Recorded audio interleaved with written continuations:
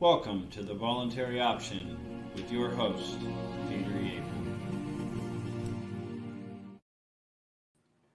Well, welcome everyone. It's another Wednesday night, and this is the Voluntary Option. I'm your host, Peter Yaple. There's been a lot of crazy things going on out in the world now. We've got, Beirut blowing up. We've got, the COVID emergency still in effect. Although I've got to say, I'm always looking through the enemy's eyes and trying to figure out what they got going. So I've got this thread that comes through, and every time Governor Cuomo puts something out in New York, I kind of get it, even though I think he's probably as close to, the Antichrist as there's ever been, in my opinion, uh, especially politically, and what he does to the people that he supposedly cares for and is supposed to look after and look over. But he put out a report today about the coronavirus. How New York should be applauding themselves. They've got they've got this all under control now. They've only had 600 cases in the last month, throughout the whole state. So, it's now time to celebrate. And I say, well, in celebration, take your damn mask off and be free again, people, and stop listening to what this maniacal ruler and has been telling you to do.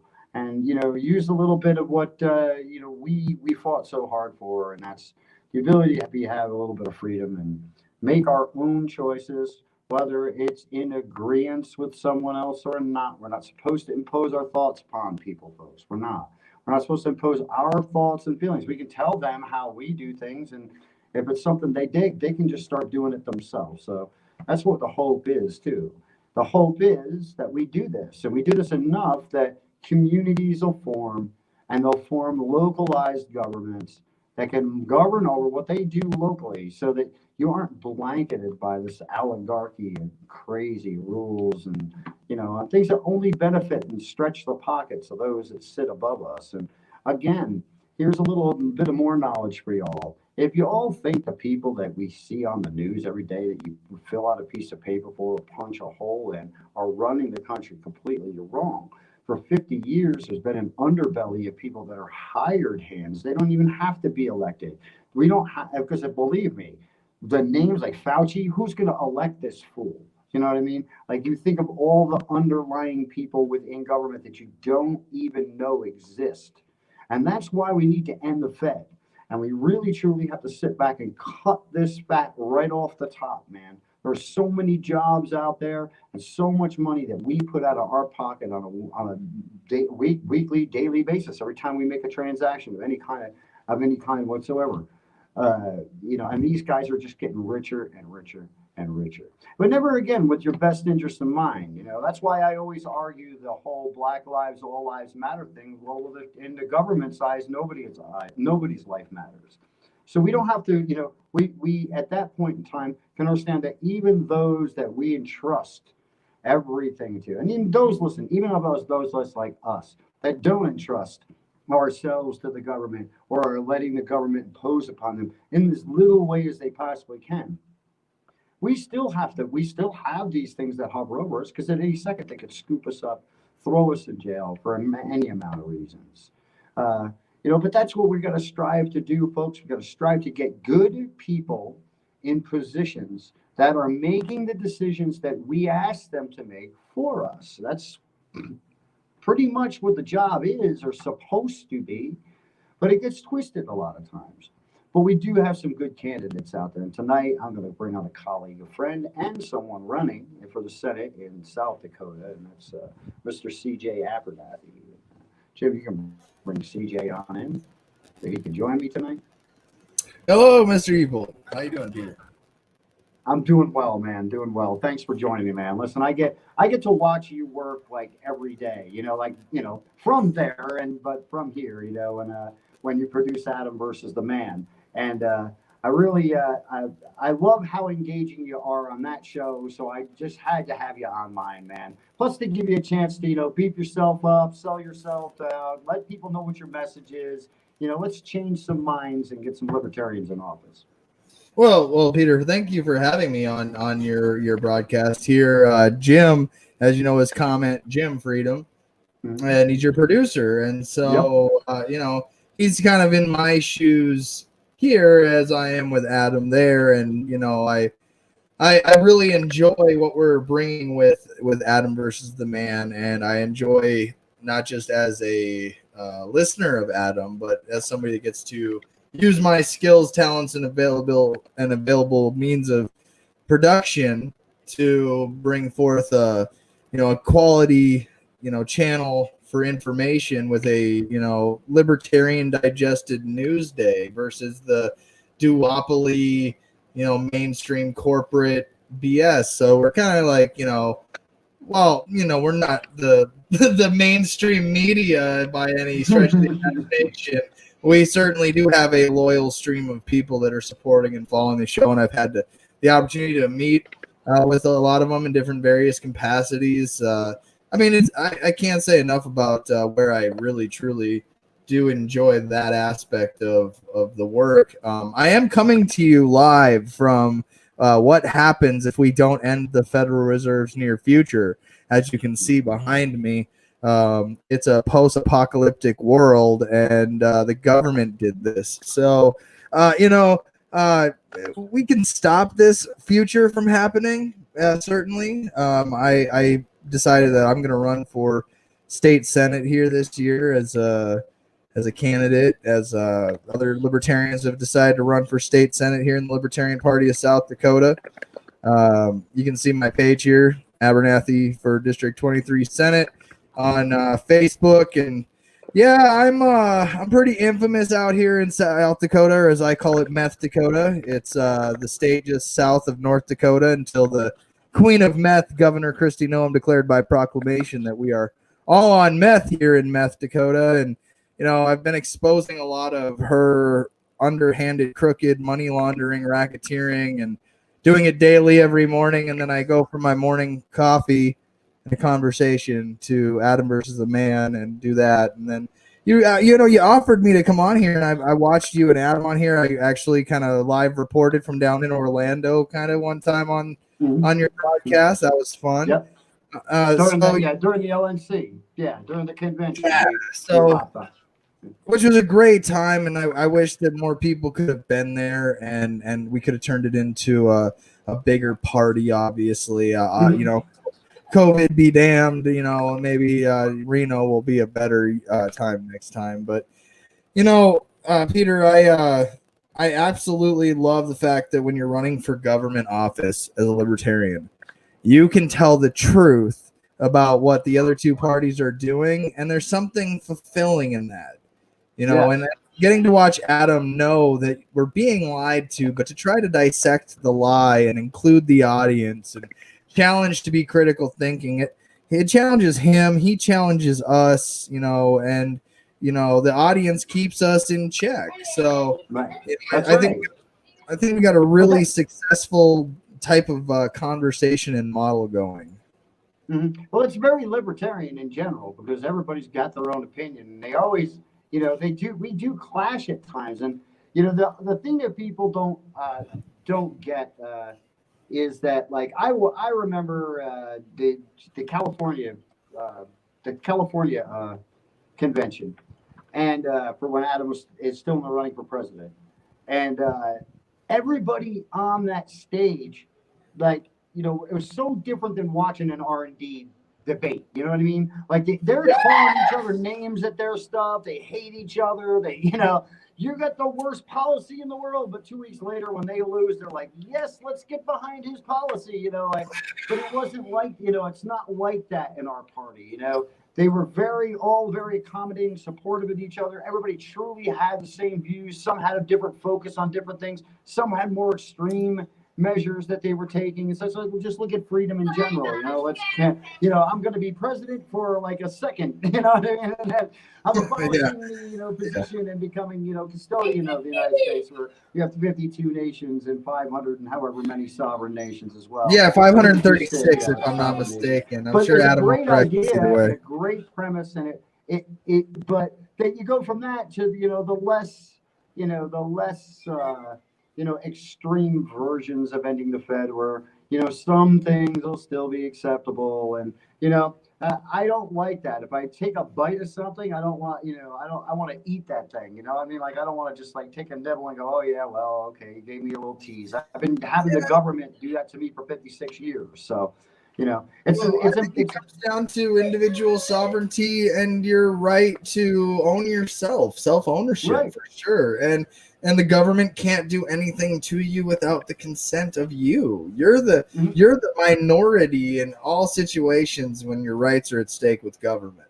So Right. I always say it like this: it is your responsibility to protect your freedoms at all times, because there's people that'll advocate similarly to you, but ultimately when it comes down to it, push come to shove, your rights are dependent on you protecting them at all times. So nobody's going to fight harder for you than you are yourself. And that's, yes.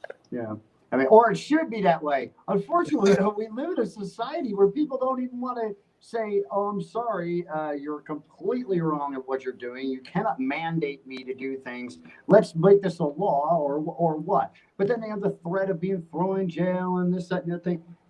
There comes a time where we have to stop, where we have to say, that fear is not going to work no more. It's just not going to work. You really, truly have to have a reason to throw me in jail. I really have to break a law. Not something that you want to impose for a moment. I didn't just hurt your feelings, and all of a sudden now, because I hurt your feelings, you're going to use your authority to abuse your power. Like I've experienced my fair share of stupid in government. I mean, most people when they join, the Libertarian Party, they do so because they've been disadvantaged in some way by a form of government somewhere, and they realize that, well, I allow these other two parties to do all of this stuff through my vote.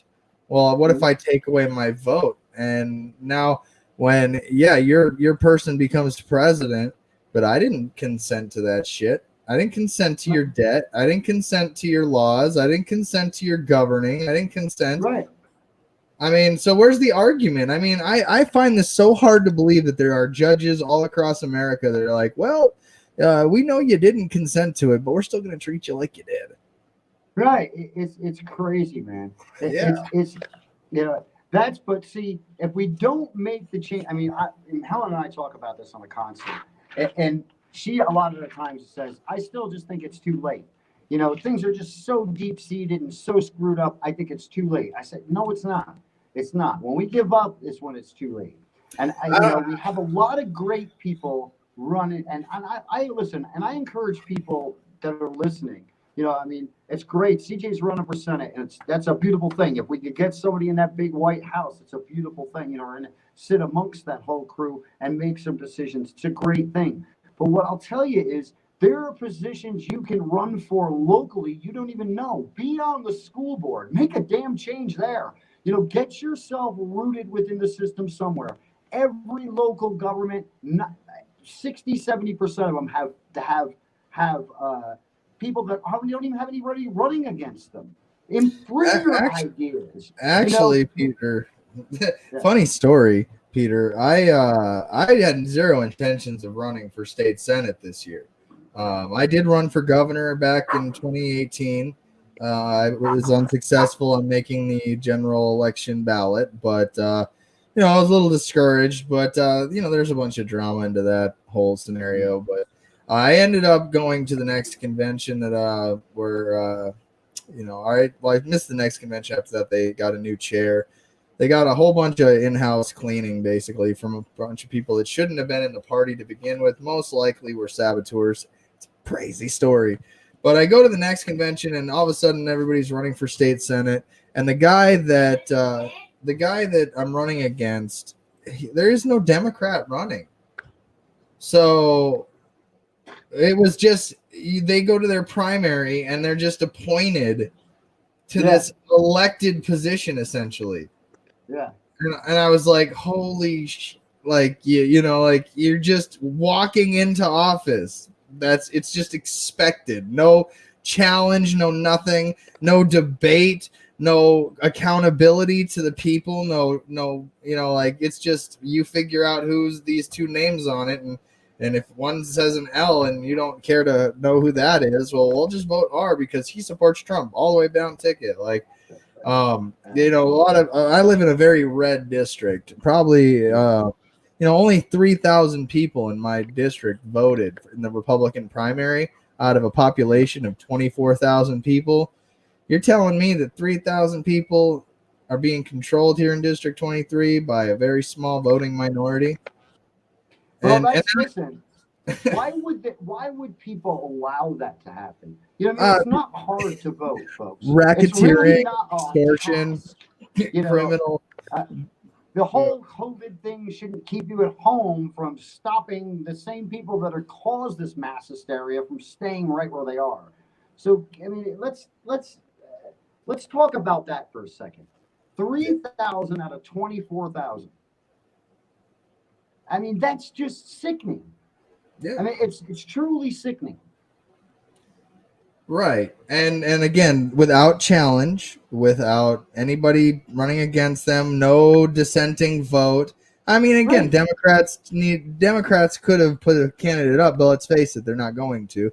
The Libertarian Party's like, yeah, we'll run against statist, you know, socialist Republicans, of course. Like, why we're trying to prevent the apocalypse here because, you know, if we continue to keep letting Republicans and Democrats run this government, the outcome is a world we can't live in anymore. I mean, just straight up, first and foremost. What's that? They got to stop listening to the aliens, man. You know what? I'll tell you what. If we actually at this point, if there are truly extraterrestrials living on this planet and sharing technologies, they're keeping that shit from us, like for a reason. Oh yeah, without question. Well, they're only going to give us what we need. But you would think if they could get here, they're so far beyond, you know, anything we are to begin with. You know, how in the world? Why in the world would they give us the golden ticket? They're not. That's for them, and that's for wherever. You know. I find it funny too because I call a lot of people lizard people, and I can kind of like see it in their eyes. You know, like what happens and. Gates is one of those guys, you know, and he's actually the guy that says the world is overpopulated, yet let's vaccine everybody. So what does that tell you about the vaccine you're about ready to shove in your body, folks? Well, if you truly own yourself, Peter, then nobody can put anything in your body without your consent. Thank you. But and that's, listen, you know, I love, that's one thing I do love about the Libertarian Party is I own me, I own my stuff, I own myself. Please respect me, I'll respect you. As long as I'm not hurting you and harming you, why shouldn't I be able to live the way I want? It's my things, they are mine, especially my being. And I get that. If I come and take that from you, Peter, then I victimize you and I've created a crime. I know. But the other thing that really drew me to the party was understanding when they said life, liberty, and the pursuit of happiness, that meant the individual happiness of each person, not some centralized happiness that we were buying up, McMeal. You know, I mean, it's not like that. And, you know, we're all supposed to be able to do that. And that's what bothers me when I can't understand why people wouldn't want to vote for that type of freedom in general. You know what I mean? Like nothing, barring nothing else, saying that we're not going to throw people in jail that don't belong there. We're going to empty out the jail of the people that are in jail that shouldn't be there. You know, I mean, all the things that people complain about sucking their pockets dry, we could solve by just being good people. You know, I go back to, I believe there's good people in the world. I don't think that we're all just a bunch of evil, maniacal, horrible human beings that don't deserve life, liberties, or pursuits of happiness. What I believe is that there's very evil people that believe in taking life and liberty and pursuits of happiness and taking them and profiting off of controlling that. And that's why it's such a protected phrase in our Constitution. It's why and again, I can hear Adam Kokesh saying that it's an illegitimate document. Yes, sir, I can hear you. Articles of Confession. Got it. Okay. But fundamentally, people really do understand the words Constitution, what it actually means. And in your mind, to me, the word Constitution, or to me, in my mind, the word Constitution is an agreement. and a founding understanding principle and doctrine. And yeah, the previous, if I could bring a constitution right up and I could be the Thomas Jefferson of my time, I could critique and edit out some of the parts of the Constitution. I could streamline that. I could be like, hey, guys, you really don't know how, the words that you said back in 1775 and 76 still caused this shit in the year 2027. So, I mean, at the end of the day, we go to, well, this is what we as people are living by right now. There's people that want a constitution for the internet.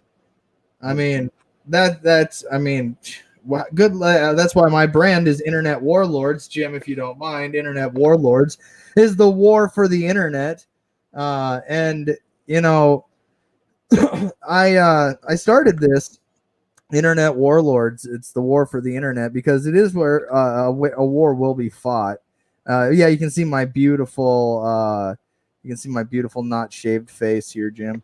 Lovely. I just gotta let people know that there's a face underneath that beard. My mom still loves that.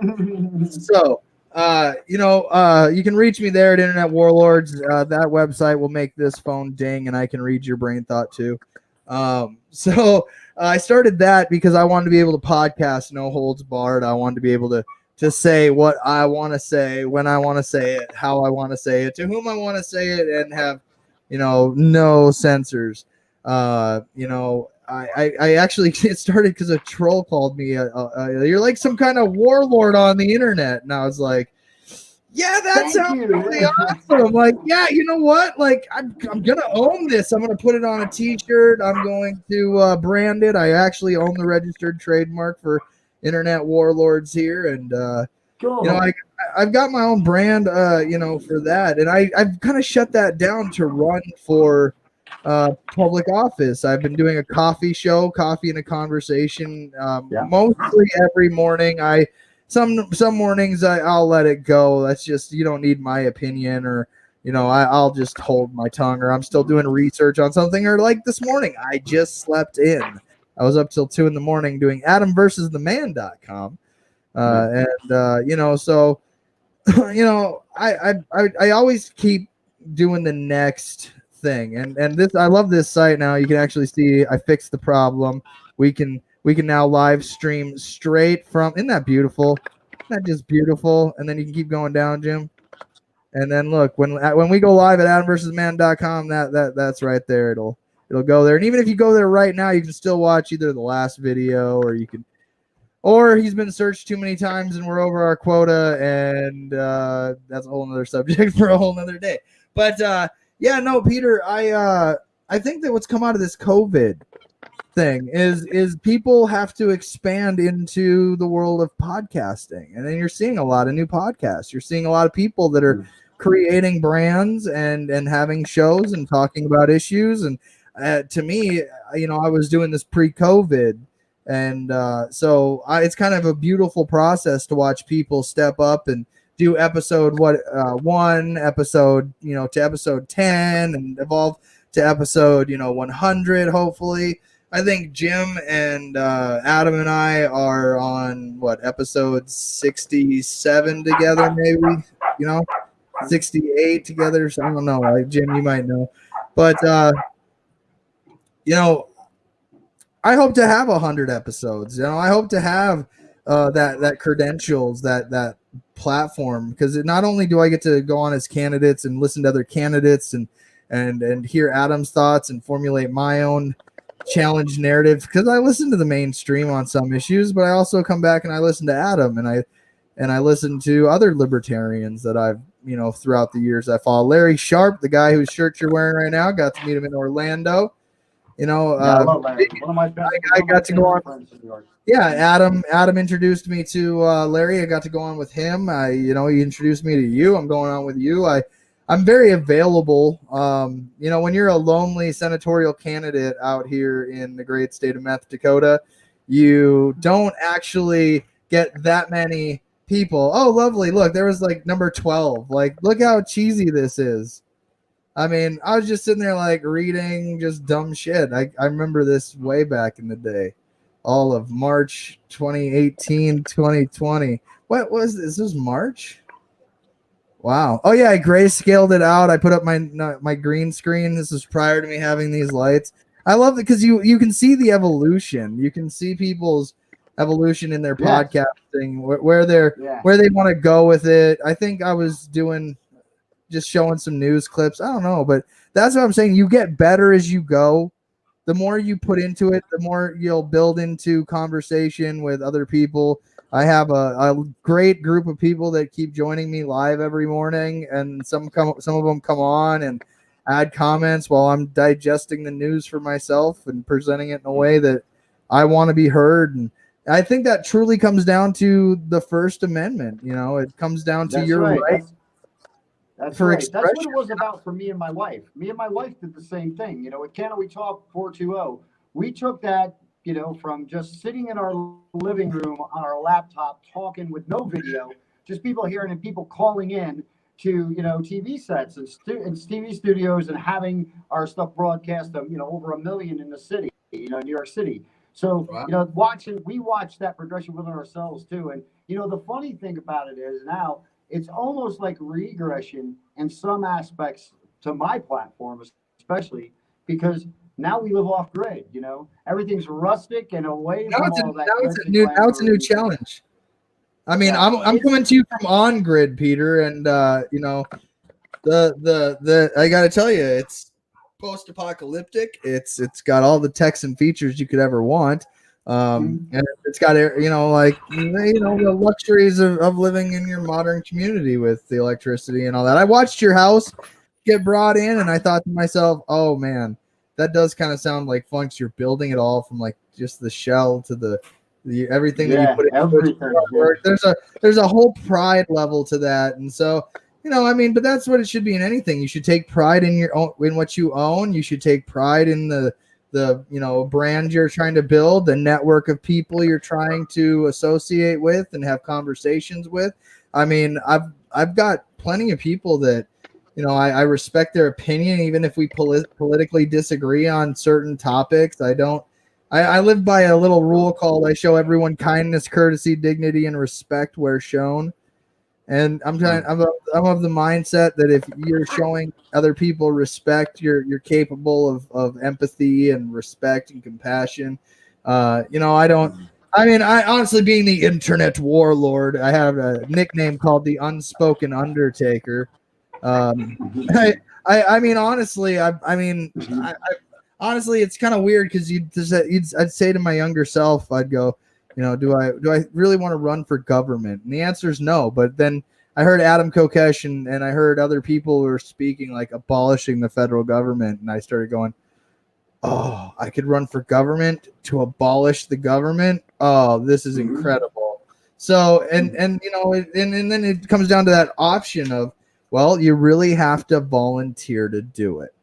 And one thing about the Libertarian Party is it's all based on volunteering. It's all based on you want to see a change, you better make a change. It challenges you. And so I've met, you know, for example, we got an incredible communications director who's running for our Public Utilities Commission out here position. And, you know, he's just a wealth of information, Mr. Devin Saxon. We've got a great chair, Gideon Oaks, who me and I butted heads with, but finally, you know what? I think I like the guy. He's actually got some good libertarian values, and he actually might win in South Dakota. Like I do think Gideon Oaks has the best chance of becoming one of the first libertarians elected in our country. Oh, that's good. That's good. Yeah. Hey, we got to start somewhere. But it kind of brings me back to your show, Peter. And then he bowed out. You know? Yeah, I saw that one coming though. I mean, you know, here today, gone tomorrow. It happens a lot here in South Dakota. Like they come from the Constitution Party because they're Constitution Party rejects, and then they see like, man, those libertarians out there they're like all over the internet, and they're going to conventions and rocking and rolling and live every day doing something. And oh man, then they want to come over and run for our positions, and it's like, well, welcome to the fight. You got to prove you're a libertarian, because on the first day of being a libertarian, everyone fights. And you know, it's been a growth spurt for me, a learning curve for me. I've learned how to deal with a lot of different people, a lot of people's I've had conflict with people. I didn't like Nick Sarwark for a while, actually able to tie up things with him and just make it realize that, I was a little upset by it, but ultimately the guy's a man. He's a person just like I am, and empathy and compassion from a warlord is rare, but it's just an example that, we are all volunteers. We're all doing this because we believe that the government is going to do this to our future someday. So, we want to try to stop that. And the only way to do it is to get involved. And I hate saying it. It's like, well, you want to get into the fight, but you don't want to throw a punch. And you don't think that nobody's going to you don't think you can't take a punch? Like, you're going to take a punch too. And too many people just sit home and watch the story box and want to see which page is going to get turned next and what's going to be on the next page and what's the next chapter about. And you got to stop that. People have to stop that. I mean, Facebook in general is just a basic example. Like, people will get on here and complain about everything and anything, and it's mother's cousin. But to do something about it, are you kidding me? Get up and change that? Are you nuts? How is my opinion or my little old me going to make a difference? Well, little old me's have made a difference for a long time. Rosa Parks stood up on a bus. She made a difference. You know what I mean? That's an individual act by a person that changed it so much, or helped to. Please, it wasn't the only thing during the civil rights movement. The beginnings of this in the '60s civil rights movement but it was predominant. It was made sense. It was one woman standing up for her rights. And not just a woman, a black woman. To me, if you don't stand up, then you deserve to be stomped right back into the ground, man. I hear when you say that, I hear a human just stood up for their human rights. I don't hear the race in it. I don't hear the historical significance, although no discredit to her. I hear the thing that we should all be doing, standing up for our rights. And if you don't think, and again, I go back to, there's a lot of cognitive dissonance here in our country. There's a lot of people that are not awake. They're and I don't mean this in some dumb matrixy weird, like, take the red pill, blue pill bullshit. I mean it in the way, like, there's a lot of people that are okay with a lot of criminal things in this country, and they don't hold them accountable. And then there's a small minority of us that are just watching this and watching both sides go and tear each other limb from limb. And you know what the end result is? Nuclear fallout and explosions and war, death, famine, taxation, poverty, loss of lives, liberties, pursuits of happiness. I mean, it's all the bad things of the Bible, when you just let government run away with things. And, we've seen in history that the idea of governments are to rise and then they eventually all fall. We've had 270 plus years of this government, and it has altered itself in various ways to maintain its slave population to its most efficient means necessary. And we're about to watch in the next, 10 to 15 years, the evolution into people you don't own yourself anymore. You don't own your thoughts anymore. You can commit thought crimes. Wait till we get into thought crimes where it's like, well, I mean, there's way too much to really think about what could go wrong, that if we don't put people in that are going to start, at least questioning the cogs in the wheel and what's behind the curtain, and we don't get ahead in that story and try to predict what's going to go next before it happens. If we don't be proactive about it and run for office to get those voices in there to say, hey, this stops on a state level and it can be exposed on a small level, that's where the individual comes in. I've made all my speeches, say what we will, on Facebook or YouTube or Periscope or any other streaming service. They're all corrupt. They're all controlling people's speech. They're all manipulating data and algorithms in order to get ad revenues and fundings and stock, holder interests and corporate, cuts from government, and being able to buy off politicians that do things that, protect their corporate rights and interests over people's rights and interests. You got state governments that are violating civil rights, and which is That's why I say libertarians are for people's rights and interests. I have a friend of mine. Well, I don't know if he'd probably call me a friend today, but a man that I once respected who said that libertarians protect people's rights and interests, as where Republicans are for corporate privileges and interests, and Democrats are for states' privileges and interests. But I believe that both parties are the same party. They just got us distracted thinking they're two parties, when really it's just like a caucuses. It's like two caucuses to the same party. And, that's where, to me, if you don't go and put somebody in the middle and at least say, hey, I'm broadcasting live every day, that within reason, obviously, I don't do the weekends very often, but I mean, within reason. And I'm broadcasting a public message out to the public. I'm opening myself up to being challenged by anybody on the internet every morning I'm live. The link's up there for everyone to see. Yep. Anybody can really join. And, I'm doing things that my opponent does not do. If you went to Brian Breitling for Senate on Facebook, you'd see he has less likes than me even. So, I mean, if you're just going by Facebook analytics, I'm more liked than the guy that's about to just walk into office, autopilot. I'm more liked than him. I mean, if you're just being facetious with data from social media sources, but I mean, not that I'm bragging. It's not like I'm some millions of followers guy. But sorry, guys. Sorry, Helen was talking to me. Oh, okay. So like I said, it's one of those things where I decided to run because at the end of the day, we're all brought into this, libertarian mindset because at some point somebody in government did something that we believe violated our rights. That's most of us, or that they witnessed to people having their rights violated and witnessed to the government hypocrisies. So eventually, I like to think that this is the party that will eventually be in control of the government. To what extent? I mean, I have faith in Jo Jorgensen that she'll give a hell of a campaign. I have faith that Spike Cohen is a pillar in her campaign to keep people, informed in the way that only really Spike can. He has a unique way. Well, you got a frag and an anarchist. It's a balance, and they work well together. Yeah, and their connections, and it's building that bridge, so it sets that base up. And I go back to, I can't wait to go to Reno, because when we go to Reno for the next convention, everybody that was there last time, or everybody that was online that couldn't make it's going to finally be there together, and we're going to be able to take pictures, hang out, and go to the after parties, and meet in the hallways, and go to Smokers Caucus, and hang out with your caucus over here. And hey, did you hear we're starting the new cannabis caucus there?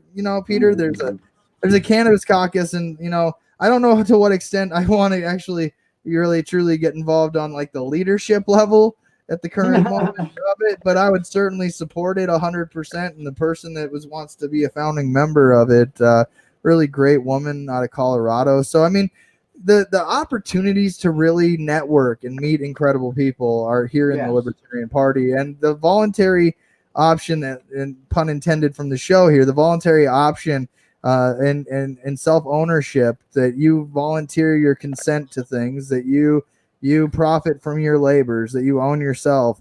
Who can really speak against that? When you talk to a Republican, they're like, but we need to keep this government program. Right. You're like, but it's theft and misappropriation of funds, and it's violating rights, and it's, just because everybody votes to jump off the cliff doesn't mean they can throw you off the cliff. Right. So why would I hear you? I want to bring something up. I want to bring something up that you've mentioned, and mentioned a few times too, about this post-apocalyptic world we're really headed for in a fast-paced way at this point in time. I'm just coming to you from the future, Peter.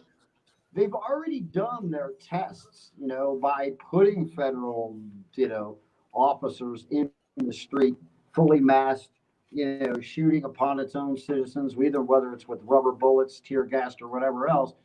It was a test to see. I mean, now, first of all, you notice they didn't do the test in Arizona where you got the right to carry.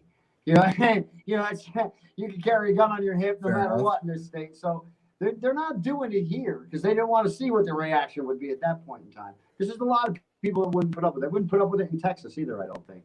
But putting up with it in Oregon, where it's nothing but like the true protest capital of the world. I mean, when I lived in Portland during the 2016 elections, I was stopped at a red light, and a girl comes up to me with a clipboard asking me if I would go and if I wanted to get paid $15 an hour to go and protest and hold up Hillary signs and yell things. And I was like, "You're really doing this?" So I'm like, "This is funny, like I didn't think this really is happening, but yeah, you're really doing this on the street corner trying to peddle me, But so it's really out of hand, man. If we don't stop it, and we don't, like you said, we might not take over the whole government right now, but if we get enough people peeing on the fire, what I mean, we may end up just creating just some smoke instead of flames, or getting it back to smoke instead of flames. Yeah, and like I said, I'm coming to you from the future where Donald Trump is reelected, and Joe Jorgensen did not become president of the United States. And so, as you can see, the fallout here is that we either get people into these state houses where they can say, "Hey, stop," because you've seen it with the COVID, man. Like I'm telling you, Peter, there's no denying that this government knows that it could tell you to put hand sanitizer on your thumb and stick your finger up your butt to help prevent COVID, and everybody would be walking around with a finger in their butt tomorrow. They would. Yeah, especially like we look at the biggest where they made the biggest thing about all this. I mean, like a lot of the places, like in New York, and now you got the very own governor coming out and saying we've only had 600 cases this month. I mean, we beat this thing. I mean, like there ain't a. All right, well then why are you still mandating people to walk around with stupid cloth on their face, and they can't go to a bar and have a drink unless they order food. Like you cannot just go to the bar and have a beer. You couldn't. It's impossible. You can't walk up service unless you got a plate in front of you. I mean, it's all. Don't tell me what to do. I'm so sick, man. Like I remember, and it always rings in my head every day. My mother used to say to me as a dang kid, when you're 3 times 7, because then it was no longer her responsibility in any legal fashion. When I was the age of 21, she couldn't be held responsible for nothing for me. So whenever there was a question like, but when you're 3 times 7, well, I hit 3 times 7 and said, fuck it, there ain't nobody can tell me what I can do. I'm 3 times 7. I made it here. You know what I mean? And I found out in a real fast way that, I had a big battle to be able to actually even live with that true thought. Isn't it sad that we live in a country where you have to wake up every day and fight for your freedom instead of just being free? Able to be free. Yeah. Crazy world we're living in, Mr. Eaple. We go, listen, man, I just want to be free. I don't want to have to ask the government to do everything I want to do. If I want to fish, if I want to hunt, if I want to build on my property, just as long as I don't cause a victim, and yeah. Like in the state and society can't be the victim. So at what point? And I've actually seen a lot of cases, and they're not really talked about because there's no money in telling you that the government doesn't have jurisdiction in a lot of these cases, and they know it, but they still, because you continue to play the game and consent in their behavioral patterns they instruct you to, then you continue through by coerced consent, which is uninformed consent. It's racketeering known as government. But if let's say Brian Breitling, the state senator from Meth Dakota here, let's say he walks right into office and he tries to say, well, I wrote a bill, and because the guy in District 23 co-sponsored it, and we got our political party governor to sign it into law, you have to now live a different way. Well, when did we not have a constitutional republic? I mean, when did this turn into telling the sheep what's for dinner? I mean, I'm gonna challenge that with a giant and you have to be that way. You have to defend your freedom all the time, every day, because if you consent through coercion, which is they're allowed to lie to you, they're allowed to mislead you, abuse you with impunity, and you can still plead guilty for shit you didn't do, and then they'll just throw you in their system. I mean, it's all for profit in their mind. I mean, their money is fake. So what? It's the power of their rule. It's not the money they care about. It's the control. It's the It's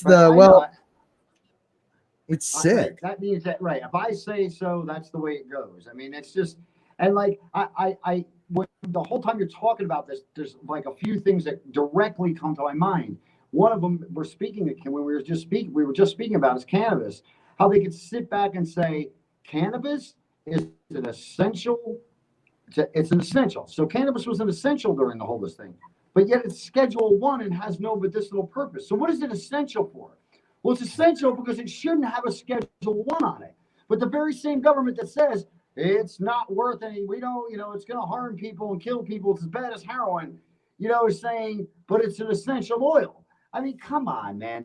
They do this to us daily, and that's just one instance. But they do when laws befit them, then it's okay. When it doesn't, then it's not. And they change them like this, and they're doing it against every reasonable written document we have that they're supposed to follow.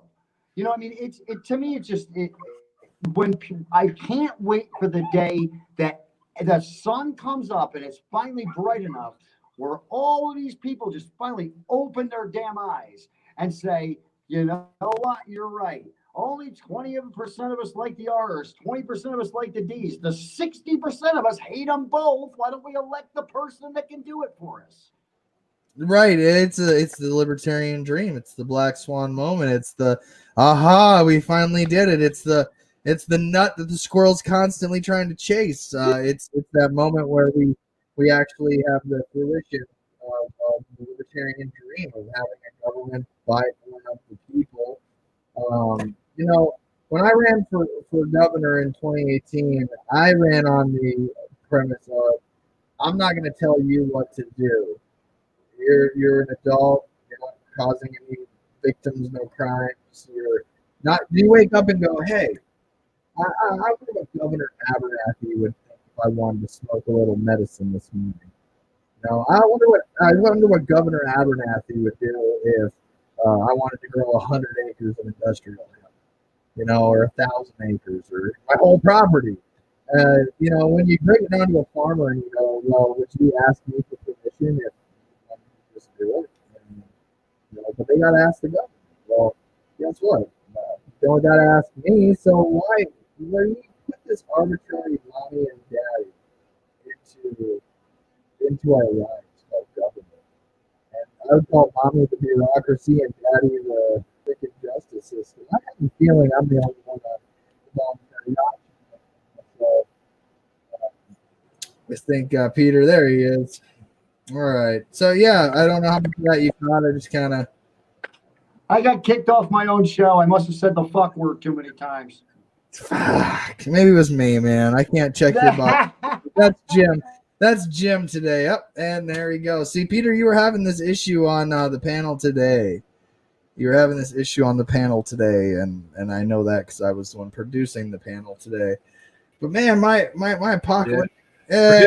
Producer Jim here. How you doing? Hey, you know what it's like, Jim. You know what it's like. I was enjoying watching you fill the time there. I was like, should I click in? But you were talking, so I was like, well, I'll let him go with his thought here. Yeah, let me finish my brain noodle thought before it goes, Yeah, you guys are doing good. He's back again, so let's get a few minutes in before he disconnects again. Yeah, it happens to the best of us, huh, Jim?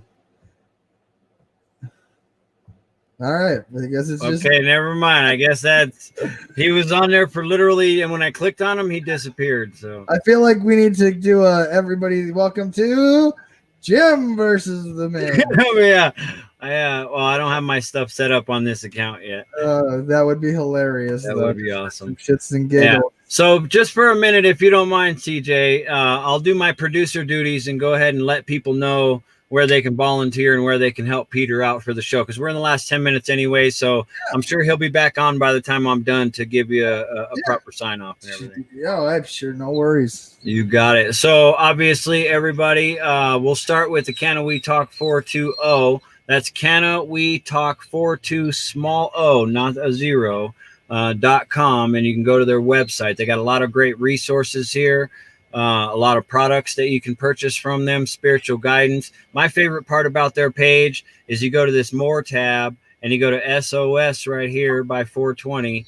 And when you scroll down on these, they have these letters already printed out for you: a leniency letter, a dropping all charges letter, and a clemency letter. These are used. You can just download the PDF and fill them out with your basic information, and they already have the nuts and bolts of the argument to get a prisoner that shouldn't be there, i.e. a medical marijuana prisoner, clemency letter or the leniency letter, or etc., trying to get them to drop all charges. So that's a great resource for people to just help out and try to the fact that we even have to do that, Jim, is horrible and pathetic. I know. I'm proud to be an American, where at least I know I'm free. Oh, for sure. Music.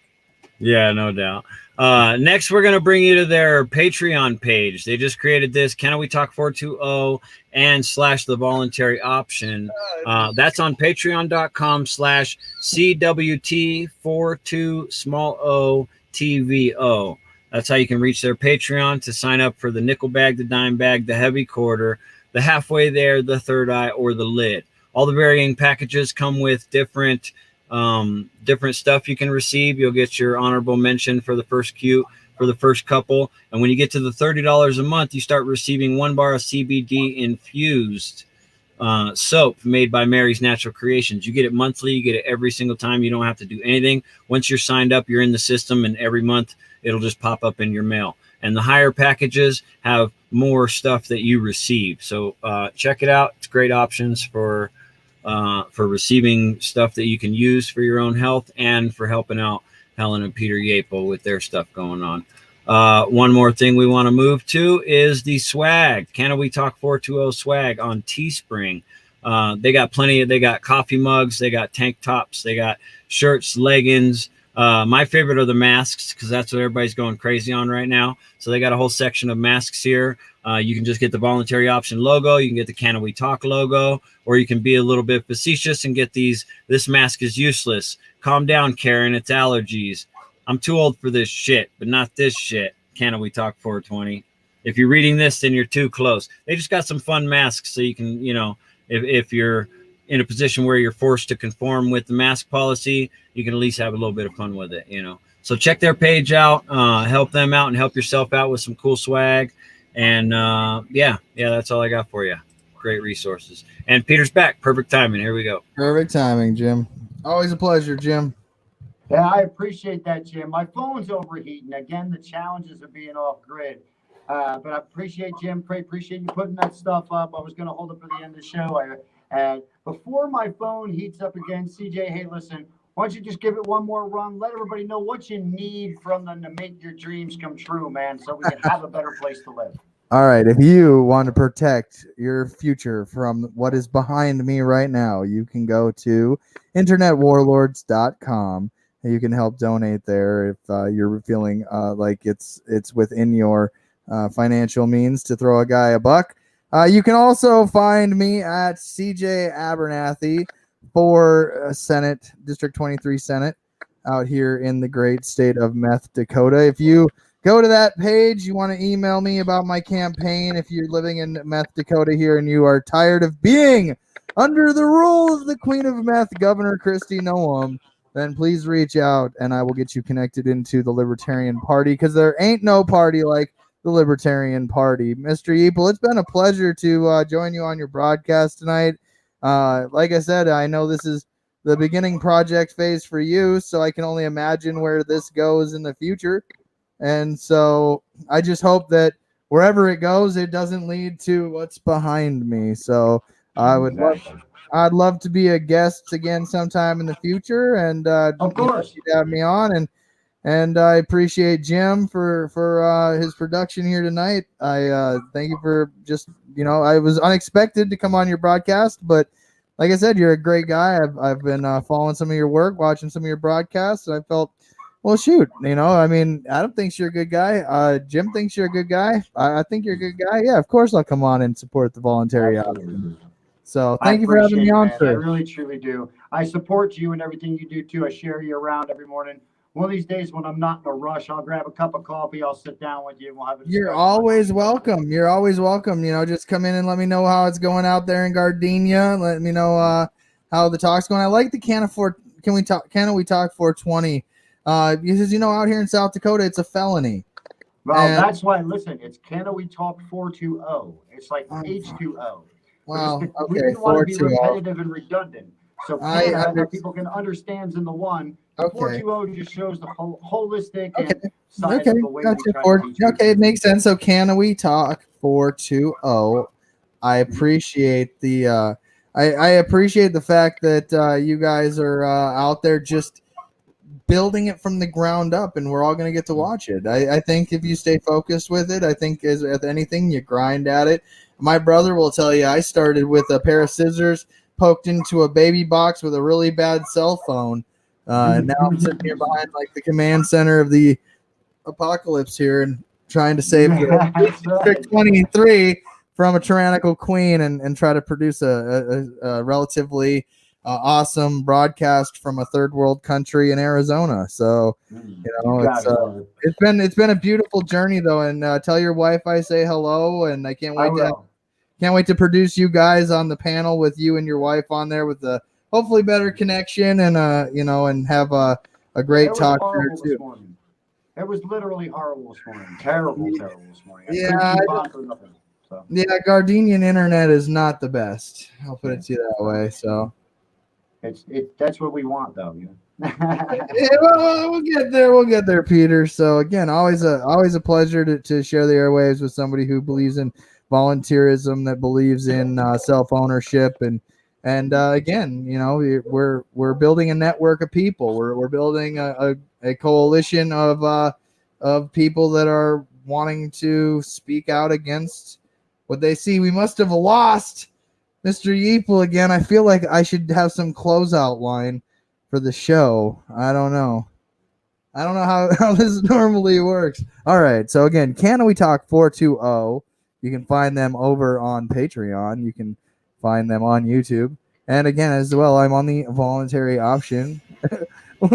You're doing my job right now. You're stepping into producer role when they fail. Hey, what can I say? I'm used to it, Jim. Yeah, I'm used to it. So yeah, and you're good at it. So you know, what are you gonna do? What can you do? When I start to see my big mug all up in the screen, oh man, we're you know, like I call our show secretly. It's Adam versus the Man publicly. I call it Apollo 13. Like, I call it Apollo 13. Like we're gonna get back home safe. Like nobody's gonna die during this broadcast, but we're going to have all the technical issues. We're going to have all the funds. We're going to go around the moon and look at it and go, oh, we wanted to land. And it's more impressive that way, I think. You know, if you just go up and come back and everything was flawless, you're like, yeah, the machine did most of the work. But if you have a bunch of problems and shit, it's like, man, you guys did it. Yeah. I mean, really, which Apollo mission, though? I mean, which? 13. Okay. 13 is the best. I mean, it's the one where they almost died and legitimately had and that's why it's the best, because they overcame it. Yeah, and sometimes I feel like I'm like mission control, you know, and I'm sitting there just like, but then when we're on the show, I feel like I'm actually in it, and I'm like sitting there going, oh man, don't screw this up, CJ. Don't screw this up. No. Yeah. Like you will mess up the return orbit or or burn up in reinsertion. Like, you know, like the part of the movie where the dude's like, well, why'd you cover the switches over? He's like, I didn't want to jettison you away. Yeah. Like, yeah, that's how it feels here sometimes. Like we don't want it to end up like your background. Yeah, right. We have more technology right here in front of me, Jim, helping to produce this show than they had to land on the moon. There's more technology in this than they had to go to the moon with, and then they had to deal with all the mechanicals and explosions and things in space. Why can't my phone bring me to the moon? No, why can't Gardenia have good internet? Like, what's going on with Verizon? Time. Like, what's going on? We know the answer to that. Corporations, man. We know the answer. Yeah, I know it was rhetorical. I know. I can hear my inner Adam going, duh, CJ. Yeah, hello. You know that. Yeah, but again, you know, but hey, while I got you here, though, and I know Peter won't mind, we do have Roger Stone coming on this week and Spike Cohen on the same day. So let's hope that the internet Gardenian internet that day is flawless. I mean, like if you're watching stuff right now on YouTube, Adam, please stop. Like save that data plan, please. Let's think about the future. I think he said he was just reset too. He's got the full, however many gigs or whatever. So well, that's good because I mean, again, we're developing a show and a network. You guys are gonna be able to that studio. I mean, you guys build a studio, you could use it as a central hub. You can build it out, put combined resources into it, and do a schedule around it. I'm sure. I mean, Adam likely work something out with everybody. Yeah, he already talked about that. He has plans on it as like a community studio. Yeah, and then guess what? Now at least Gardenia's got an actual studio, and then you guys can utilize it for a better production. All of us are going to benefit by helping each other, using our voluntary services to help build a bigger brand until it's all flying on its own. So I don't mind coming on and supporting the broadcast. I don't mind coming on and doing an interview. Again, if you're watching the voluntary option and you're a friend of mine, I'd encourage you to subscribe to the channels. And I've obviously been subscribed myself, and I think I was actually the 1,000th subscriber, and I think I'm owed some CBD. Okay. I do. If Helen was here, I'd question that because on that day I might have just went click and knew that I was sitting there just waiting like. All right, wait till it goes one, and I was waiting too, and I tried it on my other account. But they didn't actually read out who the winner was. So I was. No, they did one day, I believe. They did have a winner. I'm pretty sure. I think it was like the next week or something. I don't remember. I'll talk to them about that. Yeah, they didn't air it that day though. When we. Oh yeah, not that day. Yeah, no. But yeah, no, it was nice to see them go over 1,000. Were they able to get all the monetization and stuff going? I mean, no, they still are going up to however many watch hours it is required. Oh, okay. Well, so every time we do a broadcast now, we're starting with encouraging everybody, because most of their viewers watch on Facebook actually. So we're trying to encourage them all to log out real quick and go to YouTube and watch it from there to help with the watch hours. Oh, okay. Yeah, no, either way, like I said, they're delivering content and conversation and bringing on guests, and like I said, I'm just happy to be a part of it. I don't know. I'm kind of just waiting to see if Peter's coming back. Yeah, I guess he's not coming back. If you want, I can go ahead and sign you off, and then I'll close him out for him. Yeah, so just let me say again, thank you to Peter, Mr. Yeeple there for having me on today. Again, I've met a lot of great people through this network. I'd encourage everybody to get involved. Just Abernathy for District 23 Senate. If I do win, you will watch the loudest libertarian come that first session on what's constitutional, what's not. They will never forget my name if I am elected. So let's make it happen. Let's make it happen, folks. You really don't want me to run for governor again, do you? All right. So, anyways, have a good day or don't. Choice is always yours. CJ Abernathy, Internet Warlord, Meth Dakota. Look me up. Thanks, Jim, as always, and we'll talk to you later, sir. Thank you, CJ. Take care. Okay, and his issues, that's the fun of our production, and that's how you know it's live and uncut, raw and uncut, and that's real. That's a good part of what libertarians are. It's just real and uncut. That's how you know it's genuine. So I'm going to go ahead and wrap you up. I to save my life, I couldn't remember their exact sign out line, so I'm just going to say peace and love to everybody. Sign up for everything. Help out in any way you can. Get involved. Let's make the world a better place. Take care.